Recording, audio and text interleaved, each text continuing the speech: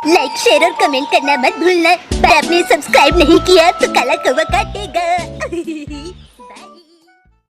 Hello friends, आप सबका स्वागत है आज की वीडियो में। दोस्तों आज मैं लाया हूँ उस्वाल बुक्स की UPSC civil service examination prelims 10 years solved paper, जो कि 2013 से लेकर 2022 की है। जीएस पेपर 1 और 2 दोनों ही मिलता है, जो कि इंग्लिश मीडियम का है। सी सैट का ये है, सी सैट का मैंने यहाँ रखा है पेपर 1, जो कि आपका जीएस का होता है। सबसे पहले चीज़ें इसमें बताया गया है आपको कि ये एकदम नया इन्होंने लॉन्च किया यूपीएससी सिविल सर्विस एग्ज़ाम के लिए, प्रीलिम्स के लिए 10 ईयर सॉल्व पेपर, और एकदम लेटेस्ट है। अभी तक यूट्यूब पे किसी ने इसका रिव्यू भी नहीं किया होगा। सबसे पहला रिव्यू मैं ही कर रहा हूँ इस चैनल पर। 2023 एग्ज़ाम में जो देने वाले हैं नेक्स्ट ईयर यूपीएससी के एग्ज़ाम, उनके लिए है ये बुक। जैसा कि दोस्तों इसके अंदर आपको यूपीएससी के सी सैट के ट्रेंड एनालिसिस मिलने वाले हैं। जैसे कि दोस्तों मैं खुद भी एक यूपीएससी के एस्पिरेंट हूँ और मैं इसको प्रिपेयर कर रहा हूँ, लेकिन ये जो चीज़ मुझे मिली है ये मुझे गिफ्ट के तौर पर मिली है कि आपको ये चीज़ें को पढ़ने में, देखिए उसको जज करिए कैसी बुक है। तो मेरे लिए खुद के लिए दिया है, लेकिन मैं आपके साथ इसलिए शेयर कर रहा हूँ क्योंकि आप भी आगे फ्यूचर में यूपीएससी की प्रिपरेशन करोगे और आगे भी किस तरीके से करना है, जैसे मैं कर रहा हूँ अभी, तो धीमे धीमे मैं भी वो कर रहा हूँ। तो उसके साथ साथ अगर आप करना चाहते हो, जैसे कि मैं अभी लॉ की प्रिपरेशन कर रहा हूँ, लॉ के साथ बैकअप के लिए मैं यूपीएससी को भी एक ले रहा हूँ कि लॉ तो एक बैकअप है ही, उसके साथ साथ मैं सिविल सर्विस को ज़्यादा इंपॉर्टेंस दे रहा हूँ। तो ये मेरे लिए एक अपने में खुद की अपॉर्चुनिटी है, ये मौका है, और इस चीज़ को मैं कर रहा हूँ, अभी इस चीज़ को प्रिपेयर हो रहा हूँ। तो मैं साथ साथ मैं ये चाहता था कि जो भी मेरे साथ जो मेरे स्टूडेंट हैं, जो मेरे चैनल से बने हैं, उनको भी मैं एक थोड़ा सा गाइड कर पाऊँ कि आगे मैं कैसे उनको प्रिपेयर रहना है, चाहे वो यूपीएससी हो, चाहे वो सिविल सर्विस कोई भी यूपीपीसीएस के हों, या स्टेट एग्ज़ाम हो, या मेडिकल एग्ज़ाम हो, या और अदर कॉम्पिटिशन एग्ज़ाम हो, उसमें आपको किस तरीके से प्रिपेयर होना है, किस तरीके से आपको तैयारी करना है, तो उसके बारे में भी मैं एक आइडिया के लिए आपको इस वीडियो को बना रहा हूँ। जैसे कि दोस्तों बात कर लेते हैं यूपीएससी के सी सैट के ट्रेंड एनालिसिस बताया गया है, टिप्स दिया गया है फर्स्ट टाइम में कैसे आपको सी सैट को करना है या जीएस पेपर को, मतलब प्रीलिम्स क्लियर करना है। साथ साथ दोस्तों आपको मटेरियल दिया गया यूपीएससी की तरफ से कि मॉक टेस्ट पेपर मिल जाते हैं प्रैक्टिस के लिए, एग्ज़ाम पेपर पैटर्न जो कि 2022 का यूपीएससी का है, वो सारा चीज़ सेम फॉर्म ओएमआर शीट मिल जाता है, ऑथेंटिक फ्री आपको एक इलाबोरेट सोल्यूशन मिल जाता है, मतलब जैसे उसमें कोई कहीं से गलती नहीं है, एकदम एरर फ्री है। तो बहुत सारी चीज़ें यूपीएससी के ऑफिशियली आपके आंसर किए वो भी दिए गए हैं। जीएस पेपर 1 की बात कर ले, 2 की बात कर ले, तो दोनों में आपको सेम चीज़ें ही मिल रही हैं। लेकिन आपको सबसे पहले कंटेंट देखा जाए तो सॉल्व पेपर मिल जाते हैं इसके अंदर। सॉल्व पेपर जो मिलते हैं आपको 10 इयर्स के अराउंड मिल रहे हैं, और 10 इयर्स के साथ दोस्तों आपको मिल जाते हैं इस बुक में 2 मॉक टेस्ट पेपर और लेटेस्ट सिलेबस मिल जाते हैं जो कि यूपीएससी का होने वाला है, और साथ साथ ओसवाल की जो एक्सपर्ट टिप्स देखने को मिल जाता है कि आपको यूपीएससी सिविल सर्विस एग्ज़ाम को फर्स्ट अटेम्प्ट में कैसे क्लियर करना है। ट्रेंड एनालिसिस बताया गया है आपको 2013 से लेकर 2022 तक के इन 10 साल के बीच में कौन से ऐसे क्वेश्चन ज़्यादा एक्सपेक्टेड मिले हैं, सारी चीज़ें आपको बताई गई। चलिए देख लेते हैं आपको क्या चीज़ें मिलने वाली है। देखिए जैसा कि यूपीएससी का जो सिलेबस है 25 पेजेस का होता है, जो कि अगर कोई आदमी हम इंसान पढ़े उसकी हालत ख़राब हो जाएगी। ये सिलेबस बहुत ज़्यादा होता है, बड़ा लेंदी होता है, और ये बहुत आसान एग्ज़ाम नहीं होता है। इंडिया का सबसे ज़्यादा मोस्ट हार्डेस्ट एग्ज़ाम होता है, और इसमें आप कुछ भी नहीं कर सकते हो अगर आप क्वालिफाई नहीं कर पाते हो। सी सैट की बात कर लो, चाहे GS1 की, अगर आप क्वालिफाई नहीं कर पाते हो तो आप मेंस एग्ज़ाम में नहीं बैठ सकते हो। तो इसमें 3 फेजेस होते हैं, प्री, मेंस, इंटरव्यू। प्री में 2 पेपर होते हैं, जीएस पेपर 1 और सी सैट के पेपर, जो कि मैं इसका कर रहा हूँ। मेंस का इसमें बुक नहीं है। मेंस के जो पेपर होते हैं 9 पेपर होते हैं, इसमें 2 आपके लैंग्वेज के पेपर हो जाते हैं, 7 आपके सब्जेक्टिव पेपर हो जाते हैं, जो कि बहुत आपको राइट करना पड़ता है। हर एक टॉपिक को आपको मेरे ख्याल से 250 मार्क्स के लिखने पड़ते हैं, और ओवरऑल आपकी जो मेरिट बनती है 2025 मार्क्स की कुछ पर्सनैलिटी इंटरव्यू को जोड़कर, तो फिर उसके हिसाब से कुछ जो कट ऑफ होती हैं या कैटेगरी वाइज, या आपका जो भी एग्ज़ाम की कंपटीशन का लेवल होता है उसको ध्यान में रखते हैं आपकी मेरिट भी बनती है।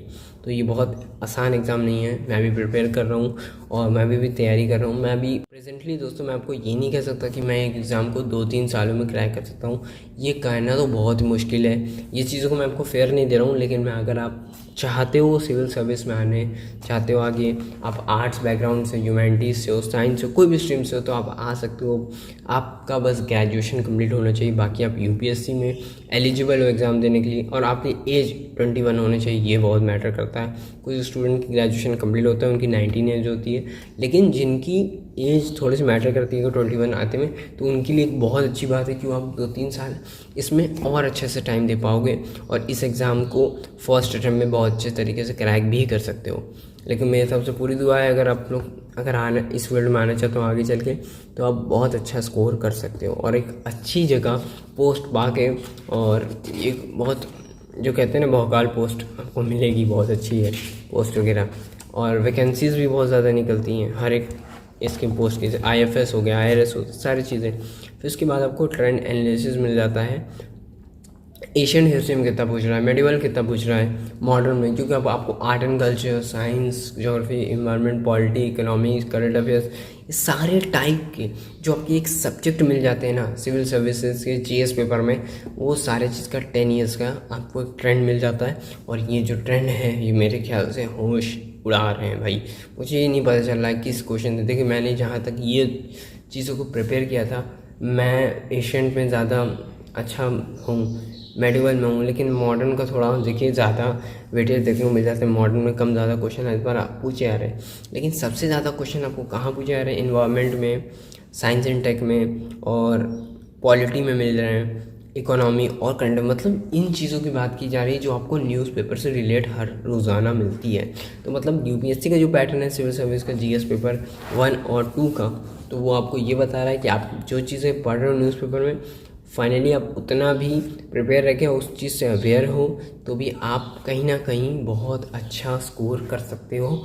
और नेगेटिव मार्क होती है भाई 0.75 की नेगेटिव मार्किंग भी होती है, इतना भी आसान नहीं है। आप लोग मत समझिएगा कि यार बता रहे हो भैया इतना हार्ड है, इतना हार्ड भी नहीं है। अगर आप सही से पढ़ोगे, देखो कोई भी चीज़ों को अगर सही से पढ़ोगे सही से नंबर आएंगे। लेकिन जो भी चीज़ें हैं, मुझे पहली बार रिव्यू करने का मौका मिला है यूपीएससी की बुक्स, क्योंकि मैं खुद इस चीज़ को प्रिपेयर हो रहा हूँ। मैं ज़्यादा चीज़ आइडिया तो मेरे पास बहुत है, लेकिन आपको टाइम नहीं लेना चाहता हूँ आपका ज़्यादा, सारी चीज़ें बता देता हूँ। ये 2022 का पेपर है सिविल सर्विस एग्जामिनेशन का, प्रीलिम्स का। जैसा कि आपको इसमें इकोनॉमिक्स के ज़्यादा क्वेश्चन मिल जाते हैं। इकोनॉमिक्स में आपको वो वाला इकोनॉमिक्स नहीं मिल जाता है, आपको इकोनॉमिक्स आपको मिल जाते हैं बहुत ही ह्यूज लेवल, एकदम हाई लेवल के। रमेश सिंह की जो बुक आती है इनकी, उसके ज़्यादातर क्वेश्चन मिल जाते हैं न्यूज़पेपर से। जो फ्रेमवर्क है, जैसे कि G20 की बात कर लो, या आप अभी मान लो कि अभी समिट हुआ था इंडिया और रशिया के बीच में क्या हुआ था, श्रीलंका और उसके आपके बांग्लादेश के बीच में क्या हुआ था, या फिर चाइना का आपको ले लो 7 की जो लड़ाई हो रही थी, उसके बीच में आप देख लो क्या चीज़ें आपको मिल रही है। और आप जानते हो भी अरब कंट्रीज से हमारा भी थोड़ा कुछ इस समय का लेन देन थोड़ा सा कमज़ोर है इंडिया का, और इस समय ट्रांसपोर्ट इम्पोर्ट में थोड़ी बहुत क्या दिक्कतें आ रही हैं, क्या फेसेस मिल रहे हैं, सारी चीज़ें बताई गई। जो न्यूज़पेपर से आपने करेंटली पढ़ा है उसको same as it is topic में मिलने वाला है। साथ साथ सिविल वॉर्स होते थे मॉडर्न टाइम में, उसको दिखाया गया है, उसमें बताया गया है। फिर साथ साथ आपको OMR शीट मिल जाती है। OMR शीट आपको खुद से फिल करना है, सर्कल करके सोल्यूशन आपको यहाँ पे दिया है उसके नेक्स्ट पेज में विथ एक्सप्लेनेशन के साथ। अब जैसे RCF की बात करूँ, रैपिड टेस्ट फैसिलिटी क्या होती है, हर एक कंट्री में जनरली लो इनकम की जो कंट्रीज़ होती हैं उनको क्या चीज़ें फेसेस करना पड़ता है। RCF में क्या होता है, पॉवर्टी रिडक्शन और ग्रोथ का ट्रस्ट, एक ये पार्ट को देखा जाता है। जैसे एक मेक फंड देखने को मिल जाता है आपको सपोर्टिव, जिससे आप जैसे कि अब ये LICs वगैरह हैं, ये क्या है आपके लिए, ये एक रैपिड क्रेडिट फैसिलिटीज़ हैं। आपके जो लो इनकम के जो लोग हैं, जो बहुत नीचे लोग हैं, जो बहुत मेहनत करते हैं, वो अपनी कुछ जमा पूंजी रखना चाहते हैं फाइनेंशियल तौर पे। उससे क्या होता है, हमारे स्टेटस जो कि इंडिया में होता है उसमें हमारी इकोनॉमिक ग्रोथ भी बढ़ती है। दूसरी चीज़ हमारे लोगों का जो डेवलपमेंट है, जो भी चीज़ रूरल या अर्बन एरियाज़ की बात कर ले तो उनमें बहुत ज़्यादा एक पार्ट बहुत इंपॉर्टेंट रोल प्ले करता है, क्योंकि वो अपने सारी चीज़ें अगर कोई चीज़ जमा पूंजी रखवाते हैं तो बैंक का भी इसमें बहुत ज़्यादा होता है। बैंक अगर क्रेडिट बढ़ेगी तो आपका ये जानते हो इकोनॉमी की जो जीडीपी हमारी वो धीमे धीमे दिन पर दिन इंक्रीज़ होगी। तो सारी चीज़ें बताई गई हैं, जैसे कि मैं आपको समझा पा रहा हूँ, आप समझ पा रहे हो कि नहीं, पूरी चीज़ समझो। उसके बाद दोस्तों जो भी स्टूडेंट अगर यूपीएससी वाले भी देख रहे हैं तो मैं उनसे ये कहना चाहता हूँ, जो चीज़ मैं बता रहा हूँ अगर मेरी कुछ चीज़ें गलत भी हो रही हैं आपकी नज़र में, आपको लगता है कि यार ये चीज़ तो आपने गलत बोली हो, तो सॉरी थोड़ा सा, क्योंकि मैं भी इस चीज़ के लिए प्रिपेयर कर रहा हूँ, ज़्यादा कुछ नॉलेज नहीं रखा हूँ, लेकिन जो भी नॉलेज है मैं आपके साथ ज़रूर शेयर करूँ। इतना भी मतलब नॉलेज नहीं है कि मैं एकदम मंदबुद्धि हूँ या कोई मालूम नहीं मुझे कुछ, क्योंकि मैं खुद इस चीज़ की प्रिपेयर कर रहा हूँ आगे भी, तो आपको सारी चीज़ें बता रहा हूँ। अगर आपको लगता है यहाँ पे गलत हो तो प्लीज़ मुझे कमेंट करके बताना कि यहाँ पे आपने वो चीज़ गलत बोली है। साथ साथ दोस्तों आपको फिर उसके बाद क्या मिलता है, शॉर्ट पेपर मिल जाते हैं हर एक टॉपिक वाइज, और एक अच्छा खासा सब्जेक्ट वाइज आपको देखने मिल जाता है, आंसर्स कीज भी मिल जाते हैं आपको, सॉल्व पेपर्स हैं।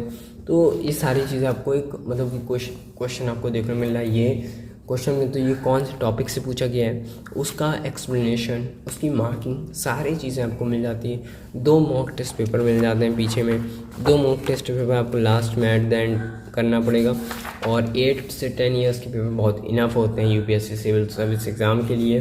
बाकी आपका जो लेटेस्ट करंट टॉपिक चल रहा है, चाहे वो जगह बात कर लेते हैं सी साइड में आपका बहुत ज़्यादा ही देखने को मिलता है, सबसे ज़्यादा बच्चे डरते हैं तो सी सैट में डरते हैं। सी सैट का जो पेपर होता है वो टफ़ नहीं होता है, 33 मार्क्स ही होता है इंटरनल चॉइस में, अगर आप उतना ला सकते हैं तो एग्ज़ाम क्लियर कर सकते हैं। सी सैट लोगों को क्लियर नहीं हो पाता, उसकी भी खास वजह ये है कि सी सैट में आपको ज़्यादातर क्वेश्चन जो मिलते हैं जनरल एबिलिटी, मेंटल रीजनिंग वगैरह मिल जाता है, लेकिन सी सैट पेपर इतना भी हार्ड नहीं है, लेकिन GS1 के मुकाबले तो थोड़ा सा आसान पड़ जाता है, और इसमें 1/3 की मार्किंग तो होती है, लेकिन इसमें स्टूडेंट स्कोर इसलिए कर लेते हैं क्योंकि जो स्टूडेंट क्लास 10th और 12th में इंग्लिश मीडियम से होते हैं तो उनको कहीं ना कहीं दिक्कत नहीं होती है, लेकिन जो हिंदी मीडियम के बच्चे होते हैं उनको दिक्कत बहुत ज़्यादा होती है। उनकी रीजनिंग और मैथ्स में तो कोई दिक्कत नहीं होती ओवरऑल, लेकिन जो पैसेजेस की बात आती है जो इंग्लिश में, क्योंकि पूरा का पूरा पेपर इंग्लिश हिंदी दोनों माध्यम में होता है,